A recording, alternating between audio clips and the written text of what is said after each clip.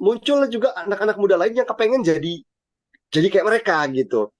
Nah, yang mungkin awalnya ada orang yang cuma melayani dengan sungguh-sungguh, terus ada pelayanan yang ngikut gitu kayak saya pengen pengen deh bikin kayak dia gitu. Akhirnya makin membanjir Pak Andi. Saya mendapati hari-hari ini untuk mengundang atau mencari pembicara muda itu tidak sulit gitu. Banyak sekali Tuhan Banyak hadirkan, sekali. lahirkan dengan apa ya, kreativitas mereka dalam membuat konten gitu ya, keberanian mereka dalam membahas isu-isu yang tabu gitu kan.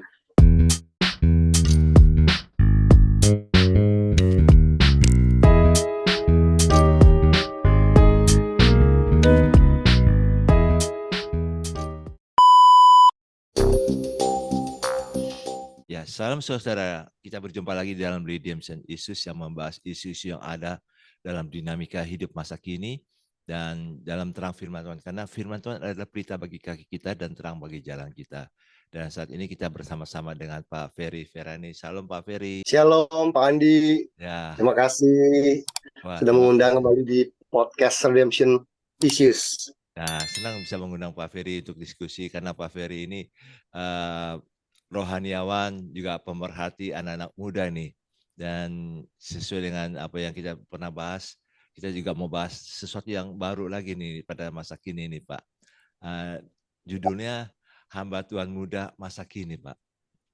Ya, hamba Tuhan muda masa kini Pak Andi ya. Kita senang anak-anak muda sekarang udah banyak bangkit ya untuk bergairah dalam melayani Tuhan. Dan tentu ada dinamikanya, ada problematikanya juga. Ada hal-hal yang perlu diperhatikan nih sama orang-orang muda. Nah, Pak Ferry sebagai pemerhati orang-orang muda, generasi muda saat ini, kira-kira apa sih yang memang Pak Ferry mau berikan wawasan insight? Silakan Pak Ferry. Ya, terima kasih Pak Andi. Shalom seluruh para pendengar podcast Redemption Issues.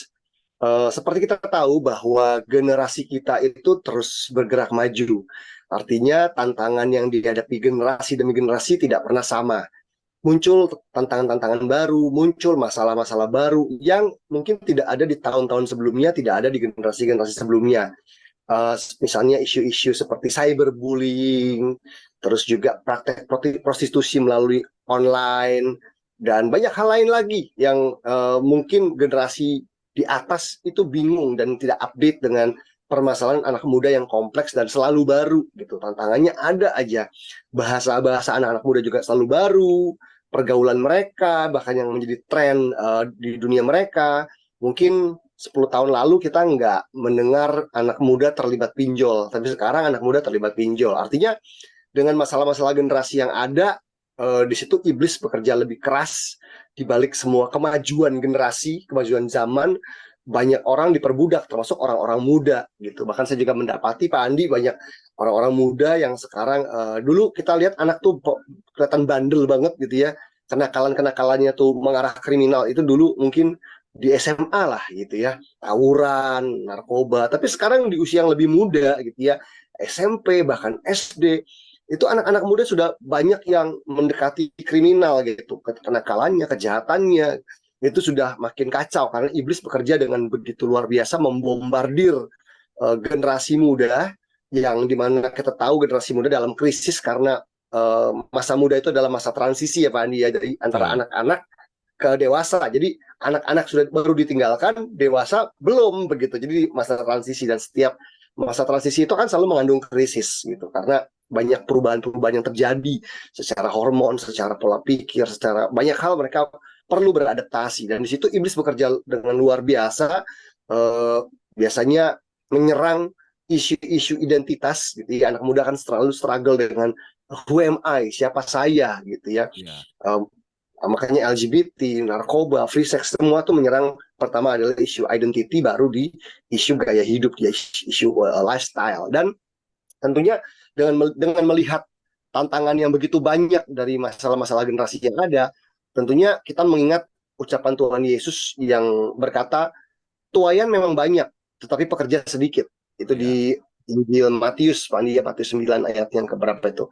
Matius 9 ayat yang ke-37 gitu ya.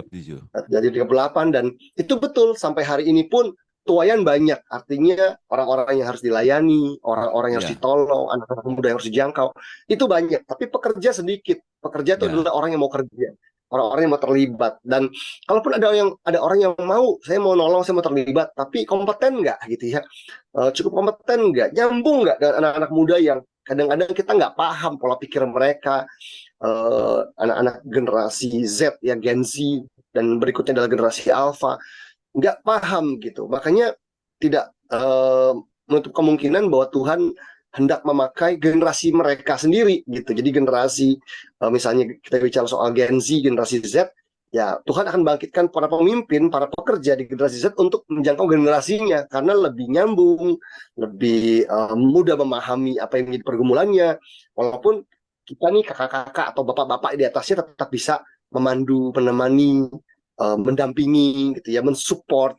Nah, jadi yang saya syukuri satu hal Pak Andi adalah melihat bagaimana Tuhan membangkitkan para pelayan Tuhan, hamba-hamba Tuhan muda gitu ya. ya, Ingat saya dulu tahun-tahun 2012, 2011, bahkan mungkin 2013 sekalipun Pak Andi, saya mendapati sepertinya banyak orang itu suka bingung mencari pembicara anak muda misalnya. Kalau kita ngomong atau bicara soal pengkhotbah deh gitu. Karena ada banyak pengkhotbah anak muda yang dulu anak muda banget, udah tua, udah menjadi tua gitu, udah mulai betul. bilang, aduh nggak nyambung nih sama anak muda. Jadi tiba-tiba ada krisis pembicara. Saya nggak bilang nggak ada ya, tapi mungkin ada tapi tidak marak gitu. Sehingga beberapa gereja itu suka tanya, Kak siapa ya gitu, yang Ya, bisa direkomendasikan, kok ini udah nggak muda lagi, ini kok udah nggak nyambung gitu. Ya tetap khotbahnya firman Tuhan, tapi contoh-contohnya gitu, pembawaannya, jokesnya nggak nyambung gitu sama generasi sekarang yang mudah mudah terdistraksi ya Pak Andi ya. Jadi dengerin ibadah, ikut ibadah sambil nggak megang handphone gitu, sambil matanya di handphone gitu. Jadi perlu sesuatu yang lebih menarik perhatian untuk generasi muda yang hidup di era YouTube dan Netflix gitu ya, yang kalau bosan langsung ganti gitu. Jadi akhirnya saya banyak dengar keluhan itu, dengar pertanyaan-pertanyaan itu, dan akhirnya bersyukur mungkin kira-kira seingat saya kalau ini pakai timelinenya saya Pak Andi ya, saya nggak tahu kalau timeline secara umum karena mungkin ada rekan-rekan hamba Tuhan lain yang menangkapnya di momen yang berbeda, tapi saya merasa di 2015 gitu. Di 2015 saya merasa banyak teman-teman muda ini mulai bermunculan gitu di platform sosial media, di platformnya misalnya Instagram paling banyak Instagram, gitu ya. ya, Nah, mereka hadir dalam memberikan konten berupa quotes, caption gitu, bahkan juga memberikan pesan-pesan singkat secara video gitu ya, melalui video singkat, terus berkembang ke TikTok dan sebagainya gitu. Dan ternyata tiba-tiba boom aja. Yang tadinya gereja-gereja sulit cari pembicara muda, tiba-tiba banyak Pak Andi gitu ya. Tiba-tiba hamba Tuhan muda yang usianya bukan cuma 30-an tapi di bawah 30-an ya, umur 23, umur 25, umur 28 gitu ya.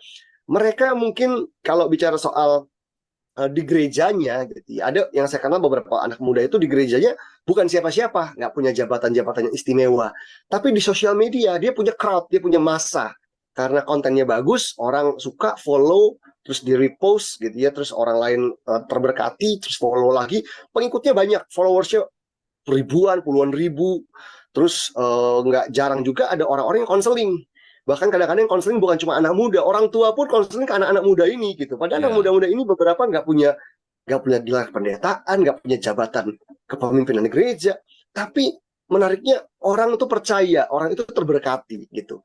Jadi sisi positifnya saya melihat bahwa Tuhan melahirkan banyak hamba-hamba Tuhan muda yang dengan segala kemudaan mereka, dengan segala keterbatasan mereka, Tuhan memakai mereka begitu luar biasa gitu. Buktinya ada yang terberkati, buktinya ada yang tertolong juga gitu ya, orang yang mau ya, bunuh diri, orang yang terikat free sex dan sebagainya. Saya dengar banyak update, bahkan beberapa Tuhan mempercayakan saya untuk mementor mereka Pak Andi. Jadi akhirnya mereka cerita. Nah, cuma dengan melihat maraknya hadirnya hamba-hamba Tuhan muda ini ya, dengan segala tren dan popularitas yang tiba-tiba tadinya nobody gitu ya, ya, tiba-tiba jadi somebody gitu ya. Tadinya orang nggak tahu dia siapa, tiba-tiba tren namanya jadi brand gitu ya. Kenal kenal si ini nggak, kenal ini nggak gitu. Oh dia tuh bagus banget ya kayaknya ya. Dan nah muncul juga anak-anak muda lain yang kepengen jadi kayak mereka gitu. Nah, yang mungkin awalnya ada orang yang cuma ngikut, melayani dengan sungguh-sungguh, terus ada pelayanan yang ngikut gitu kayak saya pengen Kak, pengen deh bikin kayak dia gitu. Akhirnya makin membanjir Pak Andi. Saya mendapati hari-hari ini untuk mengundang atau mencari pembicara muda itu tidak sulit gitu. Banyak sekali Tuhan Banyak sekali hadirkan, ya. lahirkan dengan apa ya, kreativitas mereka dalam membuat konten gitu ya, keberanian mereka dalam membahas isu-isu yang tabu gitu kan, isu-isu soal perpuluhan, isu-isu soal seks, isu-isu soal kepemimpinan gereja, soal abuse, soal mental health gitu ya.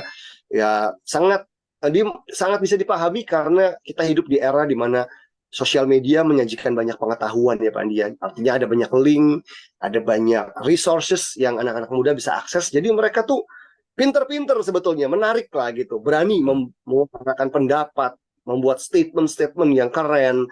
Tapi di satu sisi, jadi gini, saya melihat fenomena ini juga mungkin pengenapan dari Yoel pasal 2. Yoel pasal 2 ayat 28 depan dia soal Ya, bagaimana Tuhan akan mencurahkan rohnya ke atas semua manusia, termasuk ke atas teruna-teruna, ke atas anak-anak muda yang betul. dibangkitkan. Tuhan tidak terbatas dari KKR saja atau acara retret, tapi di sosial media seperti ada lawatan Tuhan begitu.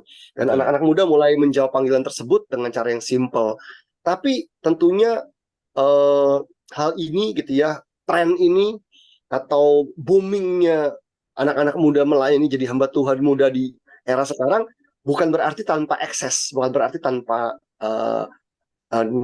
akibat negatif juga gitu. Ternyata Betul. dalam segala keterbatasan, ya kita harus jujur ya Padi, dalam semua pergerakan, dalam semua tren pasti ada hal positifnya, lalu juga ada hal negatif yang kita perlu antisipasi. Jadi akhirnya sejauh pengamatan saya juga menemukan ada anak-anak muda yang mungkin mereka bersemangat gitu ya, mereka excited dengan pelayanan yang mereka kerjakan di sosial media, tapi ternyata diri mereka sebetulnya belum siap gitu. Dari sisi Hmm, pembentukan proses dipersiapkannya belum siap. Jadi ketika mereka menghadapi komentar-komentar negatif dari netizen misalnya gitu ya, ya, wah ya. itu menghancurkan mereka. Nggak jarang yang tiba-tiba langsung jadi kena masalah mental health issue gitu ya. Bahkan atau gini, ada anak-anak muda yang pertama kali bikin pelayanan keren Pak Andi, bikin kontennya bagus, message-nya bagus, tapi kalau nggak pernah belajar terus menerus, artinya kan bahan kita habis gitu ya. Betul. Lama-lama jadi yang enggak gitu. Jadi akhirnya ngangkat isu yang enggak demi viral, ternyata malah salah gitu. Malah Hmm, malah bukan menyampaikan kebenaran, malah kok kita bilangnya apa? Ngadi-ngadi gitu ya. Aneh-aneh gitu. Demi viral aja. Di sini kan kita melihat jiwa muda tuh suka ya ketika mereka menyampaikan pesan terberkati, orang bilang, "Wah, aku terberkati." Nah, muncullah overconfidence kadang-kadang ya. Terlalu percaya diri, akhirnya ngomong apa aja, wah gitu ya, sesumbar, ternyata salah dan dikritik, ditegur, bahkan dikata-katain sesat lah, ngawur, ngaco gitu Bapak ya, ya Pandi. Dan itu ternyata jadi bumerang yang juga dialami gitu oleh orang-orang muda ini. Dan tentunya di sini saya pribadi sebagai hamba Tuhan yang puji Tuhan masih terkoneksi dengan mereka gitu, walaupun ya. mungkin usianya udah nggak di mereka, eh, beberapa kali mendapat kesempatan Bandi untuk bisa mendampingi, untuk bisa memberikan masukan, karena eh, mereka semangat, tapi mungkin dari sisi pengalaman ada hal-hal yang mereka belum pahami dan belum ngerti Betul. gitu soal fenomena atau seluk-beluk pelayanan gitu ya. Mereka suka dengan hype-nya, mereka suka dengan popularitasnya, mereka suka dengan orang terberkatinya, tapi nggak, mereka juga kadang-kadang lupa bahwa pelayanan itu ada sebuah peperangan rohani. Pelayanan Betul. itu perlu sense of responsibility, harus ada tanggung jawab di setiap statement, setiap caption yang mereka sampaikan, setiap jawaban kalau mereka menanggapi komentar netizen sekalipun yang pedes gitu ya, kan kita ngejawabin biasanya juga gitu. Itu kan juga perlu hikmat, perlu dijawab atau enggak dan gimana jawabnya. Itu perlu hikmat, kebijaksanaan, wawasan yang baik gitu. Bahkan kerendahan hati kalau mereka salah tuh ya gimana mereka minta maaf. Ya saya Betul. rasa ada hal yang patut disyukuri, tapi juga ada hal yang patut diwaspadai dari lahirnya hamba-hamba Tuhan muda ini di zaman sekarang yang dimana Tuhan banyak membangkitkan mereka. Mungkin sampai situ dulu Pak Andi. Mungkin Pak Andi juga Oke. bisa memberikan tanggapan nih. Ya, jadi hal yang pertama yang kita lihat sini sekarang ini banyak munculan influencer-influencer rohani, Pak ya. Ya Pak Andi. Jadi Nah, ini yang memang harus dibedakan, pendekatan influencer sama pendekatan memang sebagai seorang hamba Tuhan gitu lah Pak. Karena kalau Ya. influencer kan bagaimana dia harus lifestyle-nya yang harus dia lebih tonjolkan. Tapi kalau hamba Tuhan itu adalah firman-Nya yang harus lebih ditekankan. Hmm. Dan kita bersyukur banyak orang-orang muda yang memang Tuhan bangkitkan masa kini.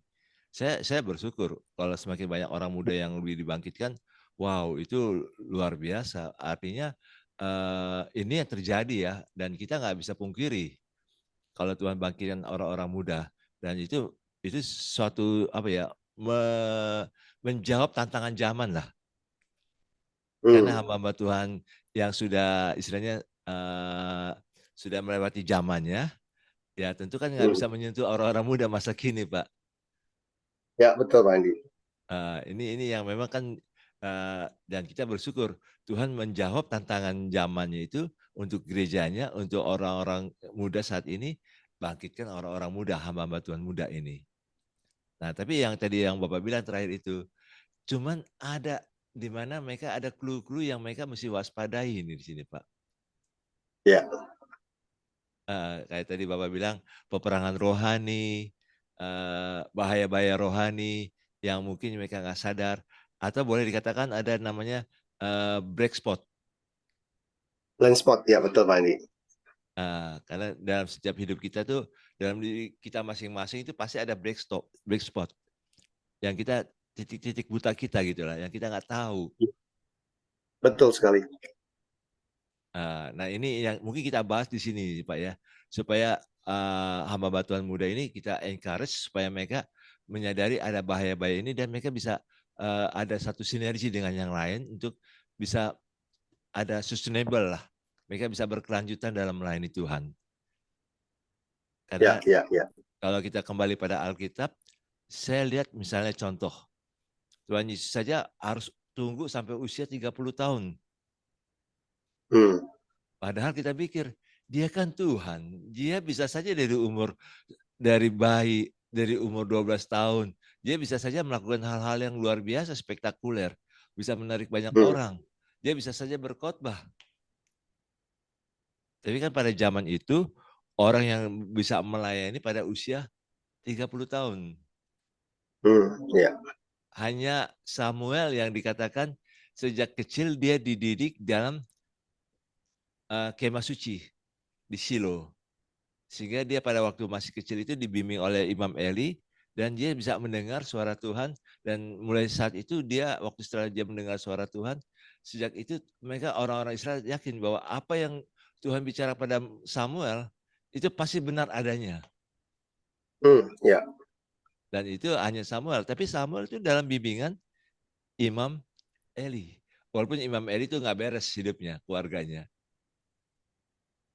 Nah artinya hamba Tuhan muda ini sih Pak, saya senang sih hamba Tuhan. Cuman memang tetap harus ada mentoring sih Pak. Bagaimana menurut Bapak ini soal mentoring ini Pak? Ya, setuju Pak Andi. Anak muda dengan segala semangatnya dan pewahyuannya, saya rasa perlu pendampingan ya Pak Andi. Bahkan kita saja yang senior pun tetap memerlukan mentor untuk selalu tadi dibantu untuk melihat blind spotnya kita. Betul. Mungkin ibarat orang lagi belajar main golf gitu Pak Andi ya, kalau dia punya pelatih, dia kadang-kadang kalau dia yang main sendiri, dia ngerasa gerakannya udah benar gitu, posisi kakinya, bahunya. Tapi kalau dia punya coach, dia punya pelatih, dia bisa lihat bahunya miring loh. Kalau dari sini kelihatannya, dia nggak ngerasa gitu. Sama dengan kehadiran mentor buat para pelayan Tuhan yang muda-muda ini. Mentor itu ada untuk membantu mendampingi kita, untuk membantu berjaga-jaga atas blind spot kita, supaya kelemahan kita bisa diwaspadai, tapi kelebihan kita, potensi kita bisa dimaksimalkan terus gitu ya Pak Andi ya. Karena kelemahan yang tidak diurus bisa berubah menjadi kejahatan yang serius gitu. Betul. Mungkin awalnya cuma kelemahan, tapi lama-lama jadi kejahatan kalau itu nggak pernah diperbaiki, tidak pernah diatasi.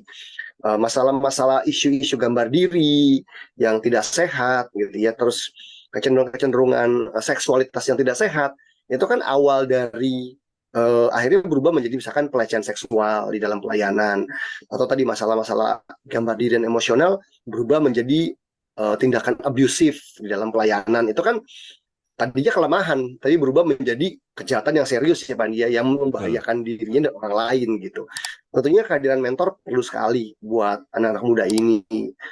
Dan kadang-kadang saya menemukan kalau anak-anak muda ini baru mengawali pelayanannya, mereka biasanya punya mentor Pak Andi, biasanya punya gitu ya, ada kakak-kakak yang dianggap mentor. Dan ada baiknya buat kita yang sedang di mentor, jangan jadikan mentor itu cuma formalitas gitu, cuman status gitu, tapi benar-benar berilah diri kita di mentor. Artinya update keadaanmu dengan jujur gitu ya, tanya apapun yang kamu perlu tanya untuk berkembang.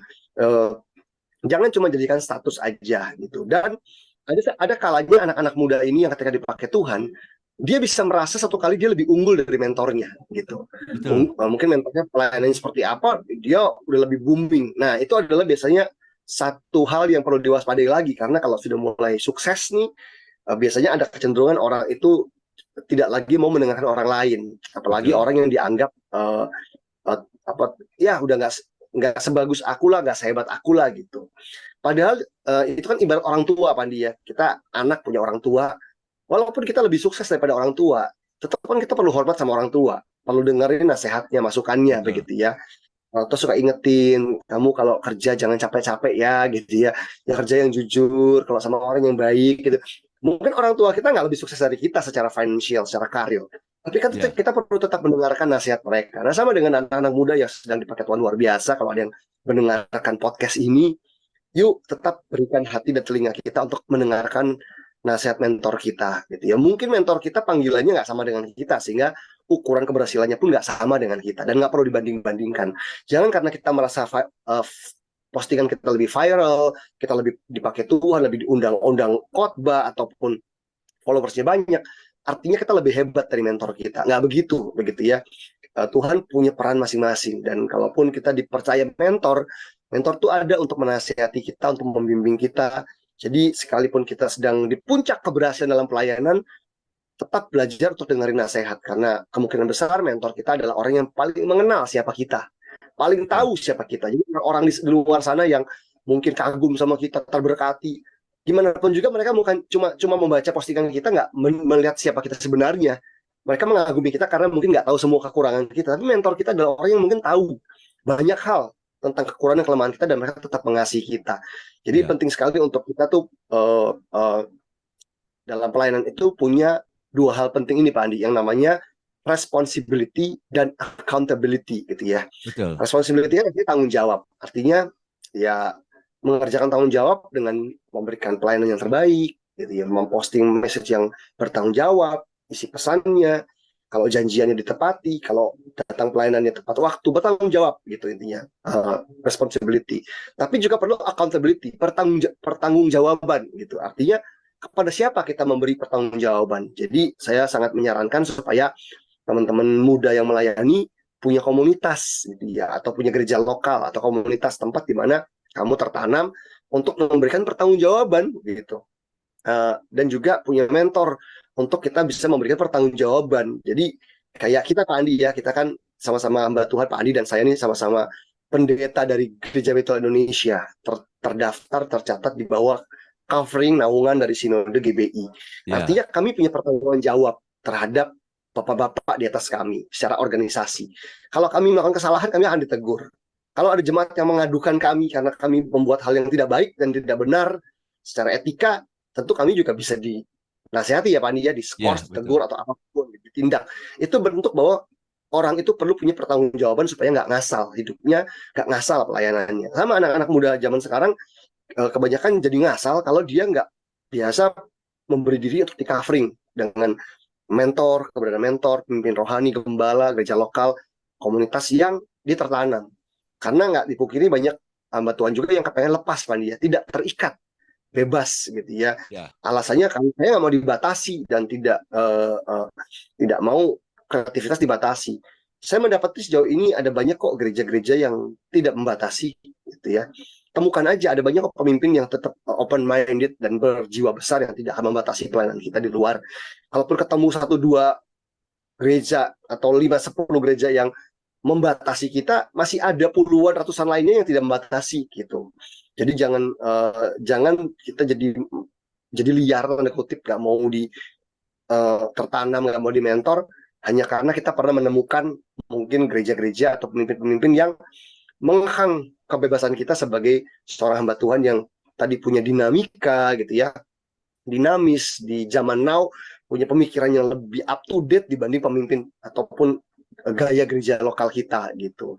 Gimana pun juga kita tetap memerlukan bapak-bapak ataupun kakak-kakak yang ada di atas kita untuk tetap menjagai kita, menasihati kita, membimbing kita, memberi masukan buat kita, karena seperti tadi Pak Andi sempat mention, harusnya pelayanan kita tuh jangan pendek umurnya, jangan cuma Betul. hits, terkenal sukses cuma 1-2 tahun terus hilang nggak jelas, miring-miring sesat gitu ya, ninggalin Tuhan. Tapi pastikan kalaupun hari ini kita umur 25 tahun, 27 tahun, 30 tahun, 35 tahun sedang melayani Tuhan dan dipakai Tuhan di sosial media, pastikan umur pelayanan itu panjang gitu. Artinya sampai selama-lamanya, sampai Anda nggak kuat lagi, baru mungkin pensiun untuk pelayanan, untuk melayani Tuhan. Nah, untuk punya pelayanan yang panjang kan berarti pelayanannya harus kuat ya Pak Andi, harus kuat, Betul. harus terus-menerus solid gitu, jangan up and down, nggak jelas gitu ya.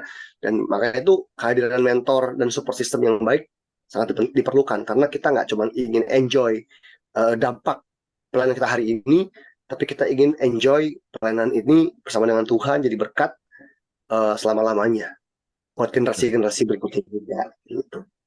Jadi kalau saya mau coba angkat gini sih Pak. Jadi mentor itu adalah orang yang melindungi kita sebagai orang tua rohani atau kakak rohani yang mengenal kita sejak dari awalnya dan yang menasihati kita. Cuman ada dalam satu contoh dalam Alkitab dalam 1 Raja-Raja 13 Pak, tentang Ya. abdi Allah yang muda yang dari Yehuda pergi ke Betel di kerajaan utara kepada Raja Yerobeam, dan dia menegur Raja Yerobeam sebagai hamba Tuhan muda. Dan waktu dia tegur Raja Yerobeam, Yerobeam langsung marah. Dan Yerobeam bilang, tangkap orang muda ini. Dan tangannya jadi kaku. Yerobeam itu tangannya jadi kaku. Dan waktu dia doakan anak muda ini, hamba Tuhan muda ini doakan, mujizat terjadi, sembuh. Dan Yerobeam bilang gini, sekarang kamu sama-sama lah dengan saya, kita makan. Tapi orang muda ini bilang, saya nggak bisa, karena Tuhan berfirman, kamu jangan lagi makan di situ, jangan jalan dengan jalan yang sama waktu kamu pulang. Cuman kedengaran dengan seorang nabi yang sudah tua, dan dia menipu, berbohong pada orang muda ini yang baru ketemu, dan akhirnya hamba Tuhan yang muda ini terjebak dan ikuti nasihat daripada orang yang baru ketemu ini, Pak. Dia pikir ini senior yang memang harus dipatuti, ditiru, dan diikuti nasihatnya, sehingga akhirnya dia terjebak. Dan dia mau makan bersama dengan nabi tua ini. Dan akibatnya dia pulang ke Yehuda, jadi mati diterkam sama singa. Karena dia tidak taat kepada apa yang Tuhan suruh. Nah, ini artinya gini sih Pak. Kadang-kadang sebagai orang-orang muda yang memang Tuhan pakai, dipikirnya mentornya sudah nggak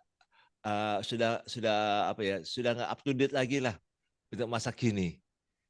Dan dia tiba ketemu dengan orang yang lebih hebat daripada mentornya pada waktu di pelayanan itu.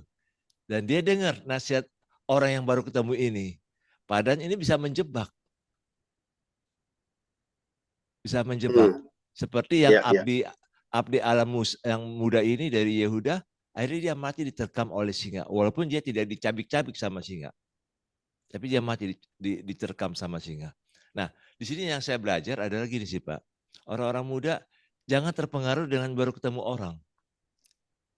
Tetap mentormu ini yang setia mendoakanmu dari muda, itu yang jadi pegangan. Karena dia yang Tuhan tugaskan untuk melindungi jiwa kita. Tuhan tugaskan dia untuk melindungi jiwa kita. Seperti yang dialami oleh misalnya Barnabas kepada Markus, Pak. Barnabas terus tetap menolong Markus, membimbing Markus. Sampai Markus dipakai Tuhan, tetap dia sebagai bapak rohani daripada Markus. Sampai Markus pun juga menulis Injil Markus, tetap dia menganggap bahwa Barnabas adalah bapak rohaninya. Ya. Nah, artinya di situ sih Pak. Jadi kalau kita punya mentor, kalau boleh anak-anak muda ini, hamba-hamba Tuhan muda ini, tetaplah orang yang lama itu, mentormu yang dari yang setia itu, tetaplah itu menjadi tetap mentor. Walaupun engkau ketemu hamba-hamba Tuhan yang lebih hebat, yang lebih spektakuler karunia-karunianya, yang lebih ternama, tapi tetap itu yang menjadi mentormu. Tetap dihormati. Ya, Bagaimana menurut Bapak? ya betul, Wandi. Menarik sekali. Kita juga pernah mendengar pepatah kali ya. Kita nggak boleh jadi orang seperti kacang yang lupa kulitnya, katanya gitu ya, Wandi ya. Iya, betul. Dan kadang sebagai orang muda, kita suka excited sama hal-hal baru. Semua Iya, yang wow di depan mata kita kayak mau gitu. Termasuk mungkin ada anak-anak muda yang memulai dengan apa adanya, punya mentor apa adanya, terus dia mulai berkembang dan dia mulai ketemu banyak orang hebat, terus dia dengan mudah ganti mentor gitu. Tentunya tidak salah untuk kita belajar dari siapapun. Bahkan iya, kalau saya pribadi juga tidak keberatan jika anak-anak rohani saya punya mentor-mentor lain yang bisa mengupgrade melengkapi. mereka di tingkatan mereka yang sekarang gitu ya. Iya, Tapi saya pun juga belajar, Pandi, bahwa saya punya mentor-mentor di masa lalu yang saya tetap berhubungan baik dengan mereka, ya tetap mengizinkan mereka untuk berbicara di hidup saya, tetap mengupdate kondisi saya ke orang-orang tersebut. Walaupun ada mentor-mentor saya yang pernah bilang bahwa wah, saya sudah nggak update kamu loh soal pelayanan, soal gereja gitu. Kamu kayaknya lebih unggul. Saya bilang, oh nggak masalah, buat saya tetap saya punya orang tua rohani yang saya tahu tetap mendoakan saya, tetap jadi teladan, tetap berani berbicara dan menegur saya kalau salah. Walaupun saya mungkin juga punya orang-orang baru yang saya kenal yang saya bisa belajar daripadanya ya, Pandi ya. betul. Justru orang-orang baru ini kan kita anggap sebagai mungkin mentor-mentor baru kita yang melengkapi perjalanan kita itu. Yang baru ini kan baru kenal juga gitu ya, Pandi ya, baru kenal. Tentunya kita mungkin ada ilmu yang kita pelajari, pengetahuan yang kita Betul. pelajari, tapi kan fakta mengenalnya berbeda dari mentor-mentor kita yang lebih senior, yang lebih dulu. Gitu. Fase mengenalnya bisa saja dangkal, sehingga akhirnya nanti kekuatan hubungannya, tingkat kepercayaannya berbeda dengan mentor-mentor yang sebelumnya. Mungkin yang baru ini lebih menarik hati. Ya, saya percaya untuk kita punya mentor-mentor yang baru ini, kalau kita ketemu orang-orang baru ini ya, tetap kita perlu waktu ya, Pak Andi ya, perlu proses juga, waktu untuk mengenal. Betul. Jangan lihat orang hanya dari pelayanannya. Kalau kita hanya lihat orang dari caption di Instagramnya, video TikToknya, bahkan melihat dia di mimbar, saya cuma yakin bahwa yang kita lihat orang di mimbar itu bukan karakternya, Pak Andi. Itu Betul. karunianya gitu ya. Betul. Waktu orang dengar saya khotbah begini aja, ini belum mewakili seluruh karakter saya. Ini karunia saya dalam berkata-kata, dalam mengemas kalimat, mengomunikasikan isi hati saya, pikiran saya. Tapi karakter saya ketahuan di mana sih? Waktu saya di rumah, waktu saya dalam hidup sehari-hari, waktu saya memperlakukan istri, anak, orang lain, gitu ya, di tukang parkir dan sebagainya gitu. Ya, hubungan-hubungan yang baru ini kan hubungan-hubungan yang dangkal yang kita belum lihat hebatnya orang di kesehariannya. Kita baru lihat orang hebat di postingannya, di Betul. mimbarnya. Gitu. Jadi saya nggak bilang kita patut curiga juga ya, jadi nggak percayaan orang, nggak juga. Tapi untuk mentor-mentor yang baru yang kita kenal, sehebat apapun mereka, kita perlu waktu untuk mengenal mereka lebih dalam. Tapi jangan lupakan mentor-mentor kita yang sudah membina hubungan lebih dulu, lebih dalam. Jadi nggak perlu ngebuang yang satu untuk dapetin yang satu juga. Jadi Betul. kalau punya guru yang lama, terus ada guru yang baru ya nggak apa-apa gitu ya, Pak Andi ya, disatukan tetap menjadi satu apa ya, orang-orang yang berkontribusi di hidup kita untuk perjalanan rohani kita. Mungkin ada orang-orang yang dipakai Tuhan di area berbeda ya, Pak Andi. Mungkin ada orang-orang Betul. yang Betul. oh, kalau mentor yang ini nih kekuatannya dia membangun fondasi rohani dalam hidup saya, soal mendengar suara Tuhan, soal apa kehidupan doa, kehidupan kudus. Tapi mungkin ada mentor yang baru yang lebih kasih kita wawasan soal bagaimana mengembangkan gereja yang dinamis di era sekarang, ya gitu kan. Mungkin ilmu ini, pengetahuan ini, pengalaman ini nggak dimiliki oleh mentor sebelumnya, ya nggak apa-apa gitu. Keduanya bisa saling melengkapi, tapi ya tetap menghargai mentor-mentor yang sebelumnya yang sudah ada dalam hidup kita, karena kita ada hari ini juga pasti karena kontribusi mereka. Tuhan pakai mereka untuk membangkitkan kita di masa lalu. Jadi kita jangan lihat penampilan seseorang baru kita, wah ini mentor yang bagus untuk saya. Kayak tadi Betul Pak kan? Ferry bilang khotbahnya bagus, menawan sekali. Wah ini saya mau jadikan dia mentor saya. Ada pepatah gini sih Pak, gunung kalau dari jauh indah, Tapi begitu kita dekat gunung itu, hancur-hancuran gunung itu sebenarnya. Betul betul Pak Andi. Lawan jenis juga kalau dari jauh kayaknya cakep Pak Andi ya. Iya.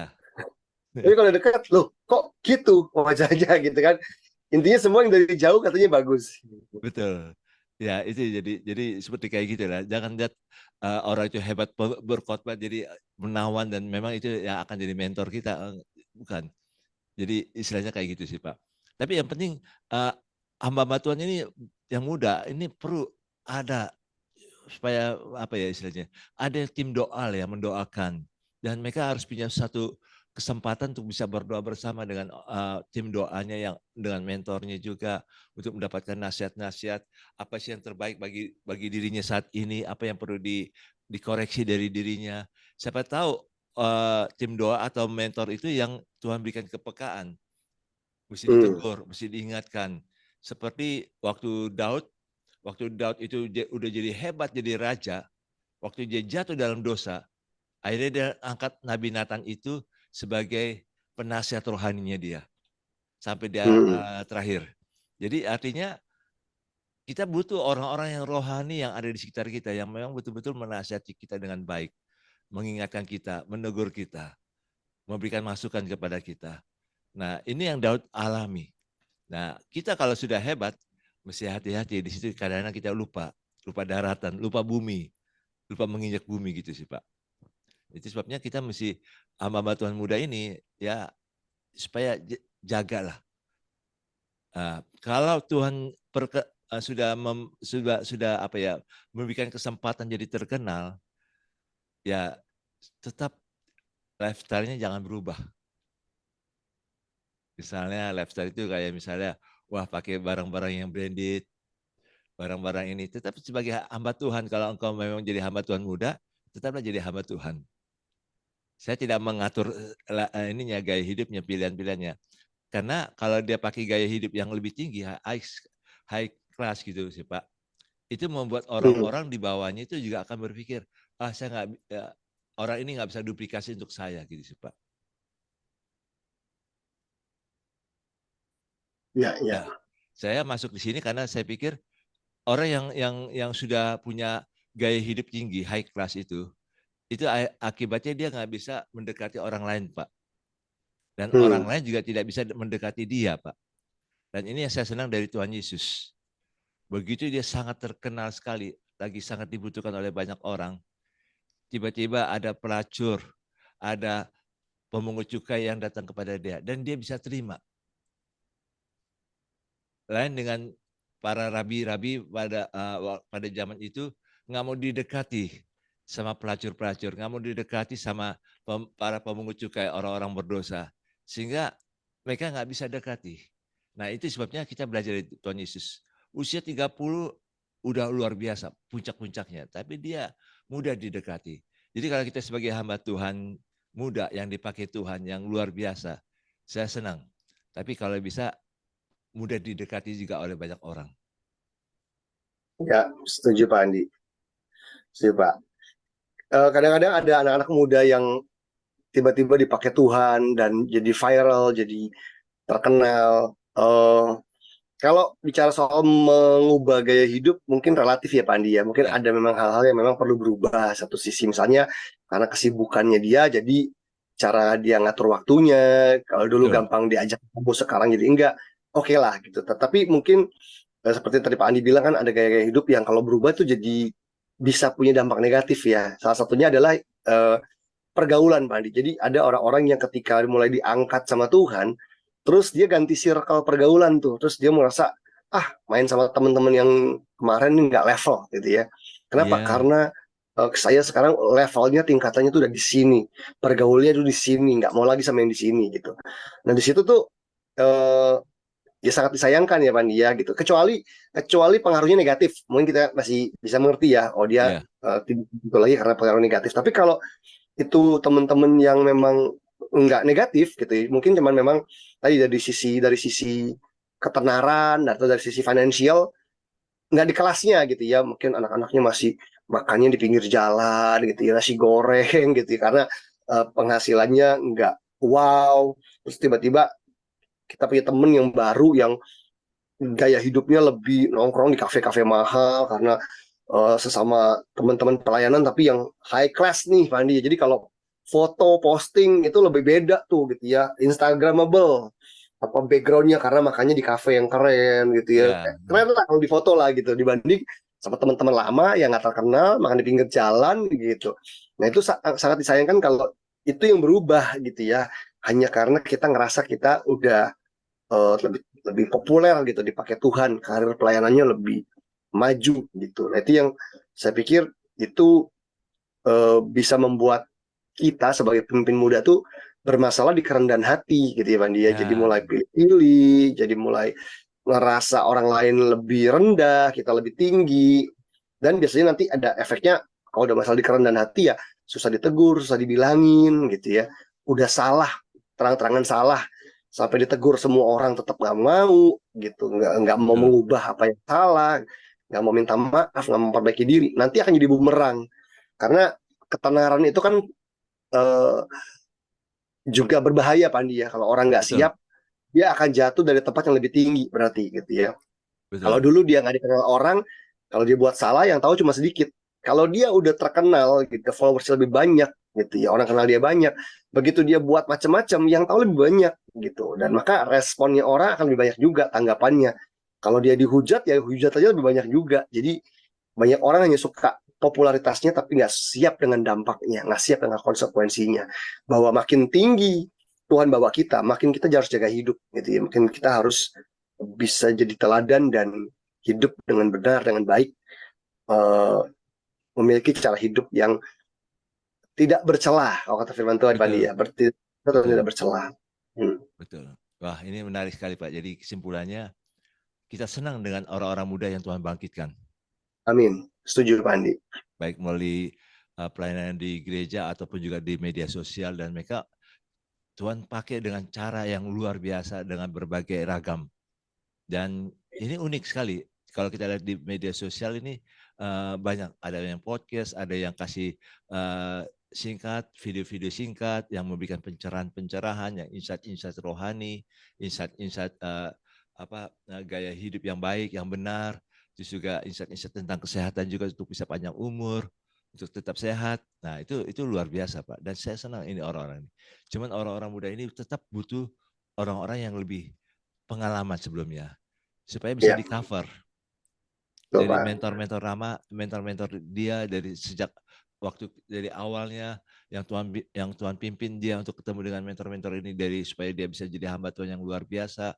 Nah, dia tetap harus bisa yang tadi Bapak bilang uh, accountable. Jadi bisa diterima, bisa dipertanggungjawabkan, bisa bertanggung jawab dan bisa dipertanggungjawabkan. Sehingga dengan demikian dia akan sampai umur panjang Tuhan pakai dia dengan cara yang luar biasa. Saya sih Amin. berdoa, orang-orang muda yang sekarang umur 20-an, bisa terus Tuhan pakai sampai umur 70-an, Pak. Amin Pandi. Nah, Wow. ya itu luar biasa itu, Pak. Sehingga pada saat yang kita belajar dari Samuel, sampai pada waktu di hari tuanya dia bilang, adakah lembu yang aku ambil daripadamu?